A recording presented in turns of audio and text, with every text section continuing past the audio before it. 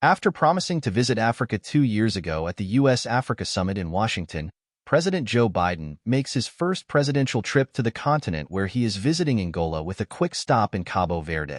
Analysts in Africa say the trip should have come sooner, and some are asking why Angola is the primary destination, given its troubling human rights record. White House officials say President Joe Biden is looking forward to visiting the continent after a promise he made in 2022. But some analysts tell VOA that Biden's trip, which comes weeks before he steps down, would have had more weight if he had done it earlier. Lou Nell, senior political analyst for Oxford Economics Africa, spoke to VOA from South Africa. I think his trip is less significant than it would have been otherwise just because of the fact that he withdrew as presidential candidate and, of course, now, is not returning for a second term. So, it really feels like an afterthought to his presidency, said Nell. After a short stop in the island nation of Cabo Verde, off Africa's northwestern coast, President Biden heads south to Angola. There, officials say he plans to focus on U.S. leadership on trade, investment, and infrastructure in Africa.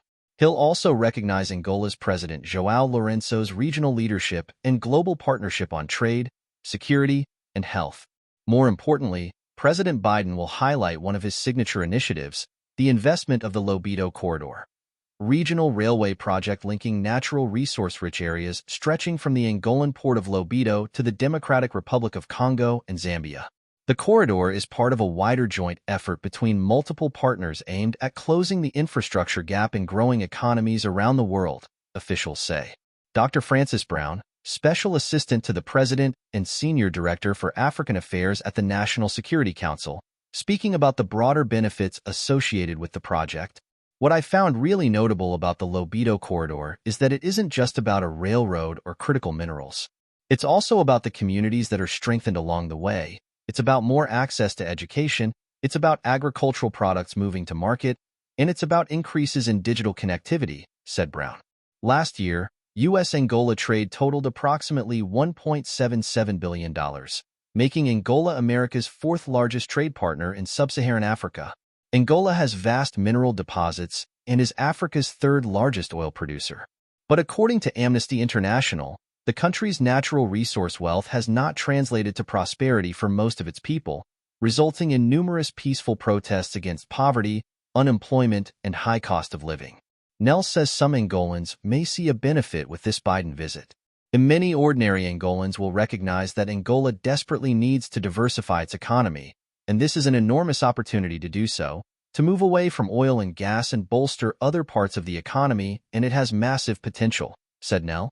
But others, including human rights campaigners and opposition parties, Nell says, will feel aggrieved by President Biden's visit because they see the Lourenço administration as being rewarded despite growing concerns about the shrinking space for independent civil society organizations and freedom of expression.